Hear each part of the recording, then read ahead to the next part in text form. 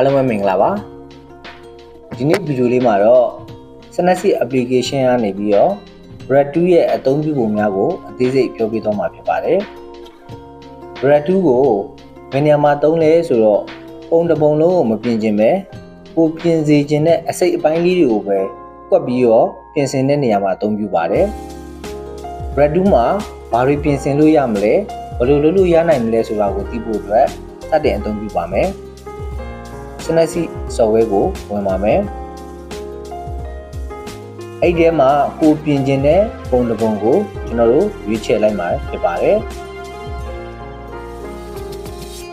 အဲ့ဒီမှာကျွန်တော်တို့2ထဲကိုဝင်မယ်2ထဲမှာ Brad 2ကိုရွေးချယ်မှာဖြစ်ပါတယ် Okay ဒါဆိုရင်ကျွန်တော်တို့ Brad 2ထဲကိုရောက်ပါပြီ Brad 2ထဲမှာကျွန်တော်တို့အခုလက်ရှိမြင်နေရတာကတော့၄မျိုးကိုတွေ့ပါတယ် dot and ban နံပါတ်2ကကြတော့ exposure နံပါတ်3 temperature နံပါတ်4 saturation ဆိုပြီးတော့၄မျိုးကိုကျွန်တော်တို့ဒီ Brad 2နဲ့ချိန်ကြီးလို့ရမှာဖြစ်ပါတယ်ချိန်ကြီးပုံကတော့ကိုလိုချင်တဲ့ချိန်ကြီးချင်တဲ့နေရာလေးကိုပဲကိုလိုချင်တဲ့ exposure တန်ဖိုးတွေ temperature တန်ဖိုးတွေ saturation တန်ဖိုးတွေထားပြီးတော့ကိုပြင်ခြင်းတဲ့နေရာလေးကိုပဲပို့ဆွဲလိုက်အောင်ပါပဲဒီအကြောင်းကိုအသေးစိတ်ထပ်ပြီးတော့ပြောပြပါမယ်အခုကျွန်တော်တို့ပထမဆုံးမြင်နေရတာကတော့ dot and ban 2ပါဒုတိယတစ်ခုကတော့ EV exposure လို့ခေါ်ပါတယ်ဒီနှစ်ခုကကြတော့ဘယ်အတွက်သုံးတာလဲဆိုတော့ကျွန်တော်တို့ dot and ban 2ရော EV exposure ကအလင်းအမောင်ချိန်တာပါပဲဘာကွာသွားလဲဆိုတော့တော့ဘန်ဆိုတာကတော့ကျွန်တော်တို့အသုံးပြုလိုက်တဲ့ပတ်ဝန်းကျင်အဲ့ပတ်ဝန်းကျင်နေရာမှာရှိတဲ့တုံးတွေကိုကာလာတုံးတွေအလင်းမောင်တုံးတွေမစ်တုံးတွေလိုကီဟိုက်ကီတွေအကုန်လုံးကို तू ကမျက်မှတ်တတနဲ့အဆင်ပြေအောင်ချိန်ညှိပေးတာဖြစ်ပါတယ်ကျွန်တော်တို့ကတော့ဘန်2နဲ့လင်းကျင်နဲ့မှောင်ကျင်နဲ့ဆိုရင်သဘာဝကြကြနဲ့မျက်မှတ်တတ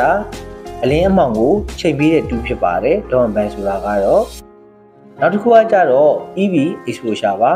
EV exposure လဲကျွန်တော်တို့အလင်းအမောင်ချိန်တဲ့တူတစ်ခုပါပဲဒါပေမဲ့ဒေါန်ဘန်နဲ့မတူတဲ့အရာကတော့သူကတော့ကိုပြင်ကျင်လိုက်တဲ့နေရာကိုအယောင်အလင်းမောင်ချိန်ကျင်တဲ့နေရာတစ်ခုလုံးကိုသူကအလင်းပေါင်းလိုက်တယ်အမောင်ပေါင်းလိုက်တယ်အဲ့လိုပုံစံမျိုးတစ်ခုလုံးအတွက်သူက overall အနေနဲ့အလင်းအမောင်ကိုချိန်ညှိပေးတာပါအဲ့တော့ dot and ban နဲ့ exposure ဘာကွာခြားသွားလဲဆိုတာကိုကျွန်တော်အခုလက်ရှိရှင်းပြပေးပါမယ် ban 2ကိုအသုံးပြုမယ်ဆိုရင်တော့ကျွန်တော်တို့ဒီမြားလေးdown arrow up arrow နှစ်ခုမြားလေးနဲ့ချိန်ညှိရပါမယ်ကျွန်တော်ကအခုလက်ရှိ dot and ban ကိုစမ်းပြမှာဖြစ်ပါတယ် dot and ban ကိုစမ်းမယ်ဆိုရင်အပေါ်များလေးကိုနှိပ်လိုက်ပြီဆိုရင်တော့နောက်တစ်ဆင့်နှိပ်လိုက်ရင်30ဒါကတော့ကိုပြင်တဲ့နေရာကိုအလင်းပမာဏတိုးတာပါအဲ့လိုမှမဟုတ်ပဲအောက်မြားလေးကိုနှိပ်လိုက်ပြီဆိုရင်တော့ -5 -10 ဆိုပြီးတော့အလင်းပမာဏလျှော့တဲ့နေရာမှာအသုံးပြုပါတယ်လက်ရှိကတော့ကျွန်တော်ကဒီအမျိုးသမီးရဲ့မျက်နှာကိုလင်းစေခြင်းတယ်ပေါ့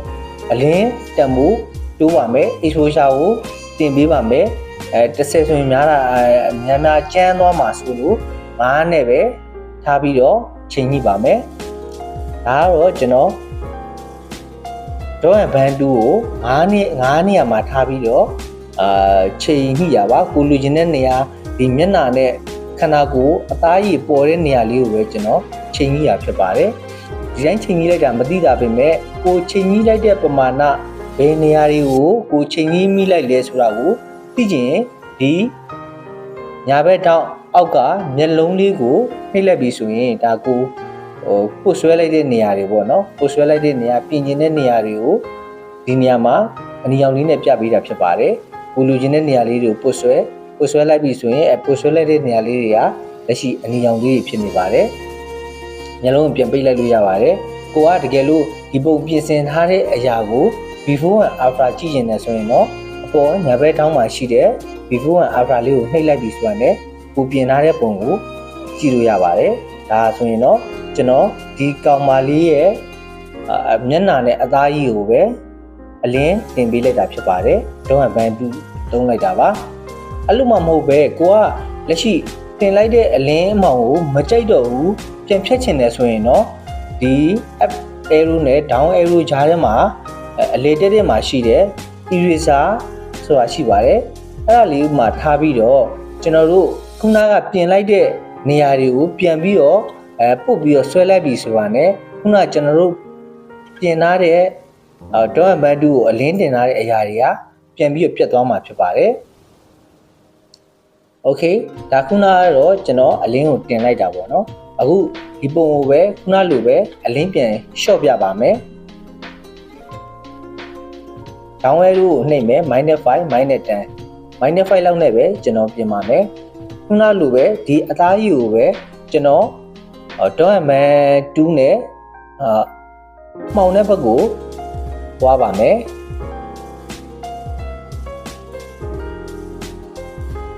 ဒါဆိုရင်တော့ကျွန်တော်ကွက်ပြီးပြင်လိုက်တဲ့ဒီအမျိုးသမီးရဲ့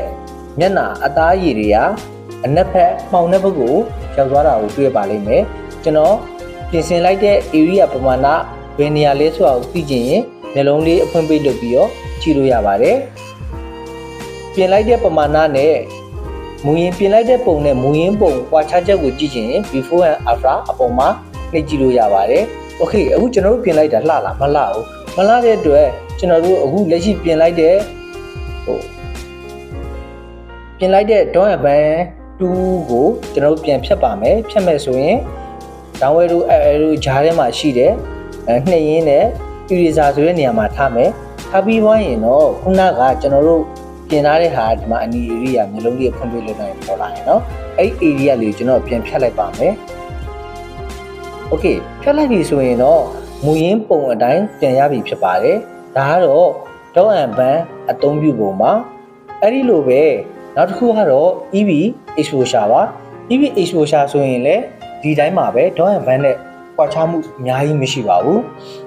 ခုနပြောတဲ့ကွာခြားချက်လေးတွေတော့ရှိပါတယ်အဲ့တော့ EV exposure ကိုစမ်းဖို့အတွက် EV exposure ကိုနှိပ်လိုက်ပါမယ်အဲ့ဒီမှာ up arrow အပေါ်များလေးကိုနှိပ်ပြီဆိုရင် 0.7 ရှိမယ်1ရှိမယ်အောက်များလေးကိုနှိပ်မယ်ဆိုရင်1ကနေပြီးတော့ 0.7 ကိုဆင်းမယ် 0.3 ကိုဆင်းမယ်ပြီးရင် eraser ကိုဆင်းမယ်ထပ်ပြီးတော့ဆင်းပြီဆိုရင် -0.3 -0.7 -1 အလင်းတက်မှုအနေအမြင့်ဖော်ပြပေးတာဖြစ်ပါတယ်ကျွန်တော်က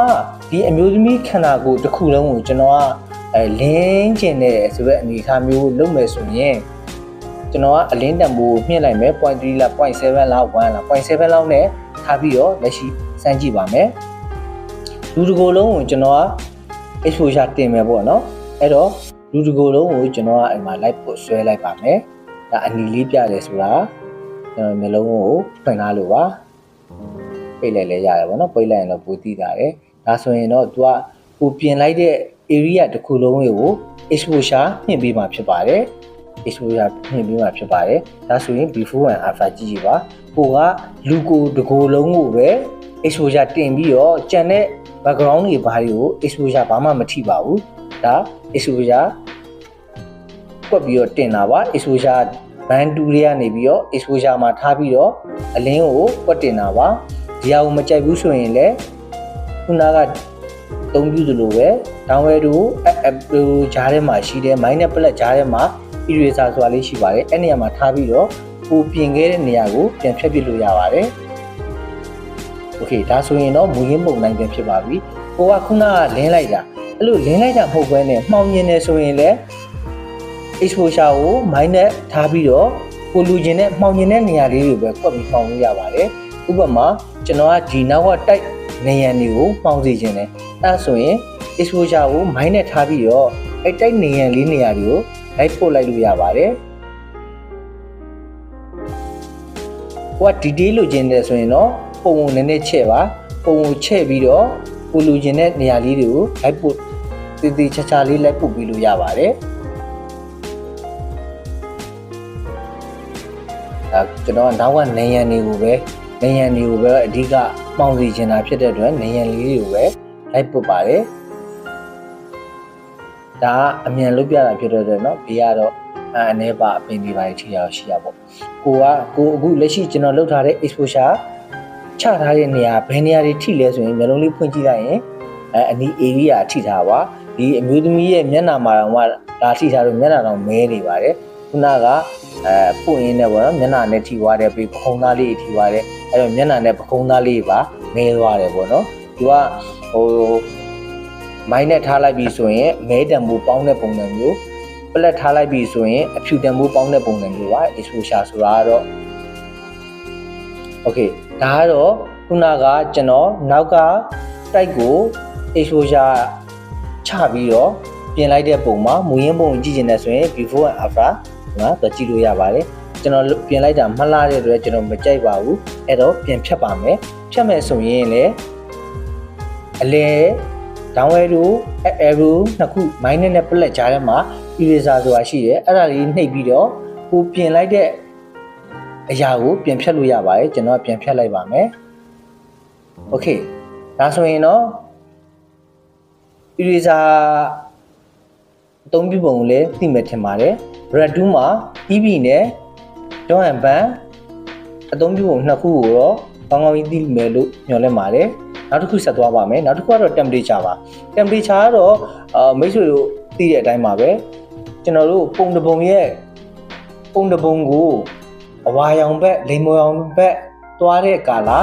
အပူကာလာဘက်ထားမလားဒါမှမဟုတ်အပြဘက်အေးတဲ့ကာလာဘက်သွားမလားဆိုတာကိုချိန်ညှိပေးတာပါဒီနေရာမှာလဲ red 2ထဲမှာရှိတာဖြစ်တဲ့အတွက်ကိုလူချင်တဲ့နေရာလေးကိုပဲကွက်ပြီးတော့ temperature ချိန်လို့ရပါတယ်ကိုကဒီအပင်တွေကိုပဲချိန်မလားဒါမှမဟုတ်ကောင်းကင်ကြီးကိုပဲချိန်မလားဒါမှမဟုတ်ဒီလူကိုပဲချိန်မလားဒါမှမဟုတ်ရင်နောက်ကတိုက်ကြက်ကြီးကိုပဲ temperature ချိန်မလားကိုလိုသလိုချိန်လို့ရပါတယ်ချိန်တဲ့နေရာလဲခုနကိုလိုချင်တဲ့နေရာလေးမှာ temperature ကိုရွှေ့မယ်ပြီးရင် temperature အတိုးအလျှော့လုပ်ပြီးတော့ကိုလိုချင်တဲ့နေရာလေးမှာပို့ဆွဲလိုက်အောင်ပါပဲဥပမာကျွန်တော်အခုဒီပုံမှာဆိုရင်temperature ကအေးတဲ့ပုံစံပေါက်နေပါတယ်တိမ်ကအေးတဲ့ဆိုတဲ့ကာလာဘက်ကိုသွားနေပါတယ်အဲ့တော့ကျွန်တော်ကကောင်းကင်တိမ်ကိုနည်းနည်းကောင်းကင်ပေါ့နော်အဲ့ဒါကိုပူတဲ့အနေအထားကိုကျွန်တော်ကသွားခြင်းတယ်အဲ့တော့ temperature ကို arrow နှိပ်ပြီးတော့ကျွန်တော်တင်လိုက်ပါတယ်ငါ10လောက်တင်လိုက်မယ်ပြီးပြတာဖြစ်အောင်လို့ပြင်ပြမယ်ပေါ့နော်ပြီးတော့ကျွန်တော်ဒီကောင်းကင်ပြင်ကိုပဲပုတ်ဆွဲပါမယ်ကောင်းကင်ပြာနေတဲ့နေရာလေးကိုပဲပုတ်ဆွဲလိုက်မယ်โอเคဒါဆိုရင်တော့ကောင်းကင်ကခုနမူရင်းပုံနဲ့ရှင်းကြည့်လိုက်ပါမူရင်းပုံနဲ့ရှင်းကြည့်လိုက်ပြီဆိုရင်ပထမအေးနေတဲ့ပုံကနေပြီးတော့အဝါလင်မောင်ဘက်တန်းနဲ့အပူဘက်ကိုပြောင်းသွားပါပြီဒါကောင်းကင်တစ်ခုလေးပါပြီးတော့နောက်တစ်ခုကျွန်တော်မြက်ခင်းပြင်ကိုကောင်းကင်ပြင်ပြီးတော့မြက်ခင်းပြင်ကိုကျွန်တော်ကလက်ရှိရကြတော့အဝါဘက်တန်းနဲ့လင်မောင်ရောင်ဘက်တန်းနဲ့ပူတဲ့ကာလာဘက်ကိုသွားနေပါတယ်ဒီမြက်ခင်းပြင်ကပေါ့နော်အဲ့ဒါကိုကျွန်တော်ကအေးတဲ့ကာလာဘက်ကိုပြောင်းကျင်တယ်ပြောင်းကျင်တာဖြစ်တဲ့အတွက် temperature ကို downward နှိပ်ပြီးတော့ minus မှာထားပါမယ် minus 10မှာထားလိုက်မယ်ထားပြီးွားရင်ကျွန်တော်ဒီအပင်လေးတွေကိုပဲကွက်ပြီးတော့ temperature အေးတဲ့ဘက်ကိုချပါမယ် okay ဒါအပင်လေးတွေကိုလိုက်ပြီးတော့လိုက်ပုတ်ဆွဲလိုက်တာပေါ့နော်လိုက်ပုတ်ဆွဲလိုက်တဲ့အခါမှာအပင်လေးတွေကမူရင်းအဝါဘက်တန်းလေမောင်ဘက်တန်းနေတဲ့ပူတဲ့ကာလာလေးကနေပြီးတော့အေးတဲ့ကာလာအပြဘက်တန်းတဲ့ကာလာလေးဖြစ်သွားတာကိုတွေ့ပါလိမ့်မယ်ကျွန်တော်ပြင်လိုက်တဲ့အရာကို area ဘယ်လောက်ရှိလဲကြည့်ကျင်တယ်ဆိုရင်ဒီမှာမျက်လုံးလေးကိုဖွင့်ပိတ်လုပ်ပြီးကြည့်လို့ရတယ်ထပ်ပြီးတော့တိုးကျင်တယ်ကိုလိုတဲ့နေရာလေးလိုက်ဖြည့်ကျင်တယ်ဆိုရင်လည်းဒီအနီလေးကိုမျက်လုံးလေးဖွင့်ပြီးတော့လိုက်ပြင်လို့ရတယ်ပေါ့နော်ပြီးရင်တော့မျက်လုံးလေးပြန်ပိတ်လိုက်ဒါဆိုရင်တော့မူရင်းပုံမှာ temperature မြက်ခင်းပြင်ရဲ့ temperature ပူတဲ့ကာလာပဲရောက်နေတယ်အခုမြက်ခင်းပြင်ကိုပဲကွက်ပြီးတော့အေးတဲ့ temperature ပြောင်းလိုက်တာပါဒါပြောင်းလိုက်တဲ့ပုံမှာဒီလောက်ဆိုရင်တော့နားလည်မယ်လို့ထင်ပါတယ်ဒီ temperature မှာလည်းအဲ့လိုပါပဲကိုပြင်လိုက်တဲ့အရာကိုမကြိုက်လို့ပြန်ဖြတ်ချင်တယ်ဆိုရင် plus minus ကြားထဲမှာ eraser ဆိုတာရှိပါတယ်အဲ eraser လေးကိုနှိပ်ထားပြီးသွားပြီဆိုရင်ကိုမကြိုက်တဲ့အပိုင်းကိုပြန်ဖြတ်လို့ရပါတယ်အခုဆိုရင်ကျွန်တော်ကောင်းကင်ခုနထားထားတဲ့ဟာကိုကျွန်တော်ပြန်ဖြတ်မယ်မကြိုက်ဘူးပေါ့နော်ပြန်ဖြတ်မယ် eraser မှာထားတယ်ထားပြီးတော့ဒီကောင်းကင်ခုန temperature တင်ထားတဲ့ဟာကိုကျွန်တော်ပြန်ဖြတ်လိုက်ပါတယ်ဒီမှာ မူရင်းပုံနဲ့ပြင်ထားတဲ့ပုံမှာအဲ့တော့ဒီ brand ရဲ့အသုံးပြုပုံကိုသိမယ်လို့ထင်ပါတယ် dot and band exposure temperature saturation ဆိုတာလည်းအတူတူပါပဲ brand 2ထဲမှာပါတာဖြစ်တဲ့အတွက်ကိုလိုချင်တဲ့နေရာတစ်ခုတည်းကိုပဲ color စုပြည့်စေခြင်းလားဒါမှမဟုတ်ရင် color ကိုဖြော့စေခြင်းလားအသုံးပြုရတဲ့နေရာပါကိုကဥပမာဒီကောင်မလေးတယောက်ကိုပဲ color စုပြည့်စေခြင်းနဲ့ကျန်တဲ့မြက်ခင်းပြင်တွေကောင်းကင်တွေကို color ဖြော့စေခြင်းနဲ့ဆိုရင်ရှင်းပါတယ်အခုကျွန်တော်တို့ကကောင်မလေးကို color တင်မယ်ကောင်မလေးကို color တင်မယ်ဆိုရင် saturation ကိုပြောင်းမယ် saturation မှာ5ရှိတယ်10ရှိတယ်ရှော့မယ်ဆိုရင် -5 ရှိတယ်-10ရှိတယ်ဒီကောင်မလေးကိုကျွန်တော် color တင်မှာဖြစ်တဲ့အတွက်5ထားမလား10ထားမလားတစ်ခုထားလိုက်မယ်ပေါ့နော်5ထားလိုက်ပါမယ်ထားလိုက်ပြီးတော့ဒီကောင်မလေးကိုလက်ကလေးနဲ့လိုက်ပုတ်ဆွဲလိုက်ပြီးဆိုတာနဲ့ဒီကောင်မလေးရဲ့ color ကချိန်ကြည့်လိုက်ရင်သိပါတယ်နော်ဒီကောင်မလေးက color ကပထမအနီရောင်ဖြစ်နေရနေပြီးတော့ပို့ပြီးတော့စုပြေလာတာတွေ့ပါလိမ့်မယ်ဒါမူရင်းပုံနဲ့ပြင်လိုက်တဲ့ပုံမှာအသားရည်ကအနီးဘက်တန်းပြီးတော့color ဆူသွားတာကိုတွေ့ပါလိမ့်မယ်ကျွန်တော်ပြင်လိုက်တဲ့ပုံကို AB ကဘယ်နေရာကိုတက်ရောက်လဲကြည့်ကျင်တယ်ဆိုရင်ဒီလေးကိုမျက်လုံးလေးကိုနှိပ်ကြည့်လို့ရတယ်ပေါ့နော်အဲ့ဒီလိုပဲကျွန်တော်ကအခုလက်ရှိကတော့ကောင်မလေးရဲ့အသားရည်တွေကို color တင်ပေးလိုက်ပြီတင်ပေးပြီးတော့ကျွန်တော်ဘာလုပ်မလဲဆိုတော့နောက်ခံအကြောင်းတွေကိုမကြိုက်ဘူး color ကိုဖြော့ကျင်တယ် okay အဲ့ဒါဆိုရင် saturation ကိုကျွန်တော်တို့ချလိုက်မယ် saturation ကို -5 -10 ထားလိုက်မယ်တီးတဖြစ်အောင်ပြီးတော့ကိုအယောင်ဖြော့စီခြင်းတဲ့အရာတွေကိုလိုက်ပြီးပုတ်ဆွဲလိုက်ပါမယ်ဒါဆိုရင်ကျွန်တော်ဟိုဒါမြက်ခင်းပြင်တွေကိုလိုက်ပြီးပုတ်ဆွဲတယ်နောက်ကအမိုးတွေကိုပုတ်ဆွဲမယ်ကောင်းကင်တွေကိုပုတ်ဆွဲမယ်ဒီကောင်မလေးနားမှာရှိတဲ့ဟာတွေအကုန်လုံးကိုပုတ်ဆွဲမယ်ပေါ့နော်အယောင်ဖြော့စီခြင်းတာကိုနည်းနည်းလေးဆွဲချဲလိုက်မယ်နည်းလေးဆွဲချဲမယ်ဒီပေါင်ကြားထဲမှာဆိုရင်ဒါကာလာဝင်နေတော့မယ်ကာလာဖြော့ချင်တယ်အဲ့ကြားလေးတွေပါလိုက်ပြီးတော့ပုတ်ဆွဲမယ်ဒါလေးဒါအဒီအောင်ပြတာကကျွန်တော်ဒီကာလာရှော့နေတဲ့ area ကိုပြတာပါကျွန်တော်လေးပြန်ပေးလိုက်မယ် okay ဒါဆိုရင်တော့ကျွန်တော်ပုတ်ဆွဲထားလိုက်တဲ့ကာလာရှော့ပြီးတော့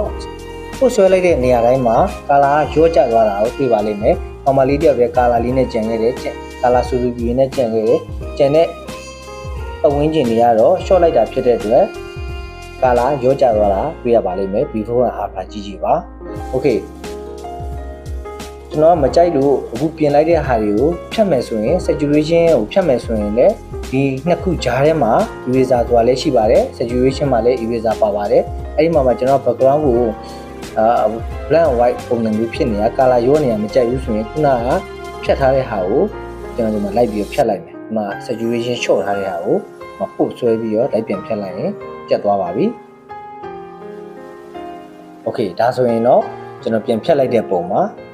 ပြင်လက်စနဲ့ခုနတိတောင်ကိုပြနေလို့ပုံကနည်းနည်းမှောင်လို့ဖြစ်တာတော့အပန်တူးလေးနဲ့နည်းနည်းလေးကစားလိုက်ပါအောင်ပြန်ပြီးတော့ဒါ eraser ဖြစ်နေတယ်နည်းနည်းလေးလင်းလိုက်မယ်လင်းပြီးတော့ကောင်မလေးကိုလင်းမယ်ကောင်မလေးဒီကလင်းရင်ရပြီokay ဒါဆိုရင်ဝင်းပုံနဲ့ပြင်လိုက်တဲ့ပုံ okay ဒါဆိုရင်တော့တူးထဲမှာ bread တူးထဲမှာပါတဲ့ dot and band EV exposure temperature နဲ့ saturation ကို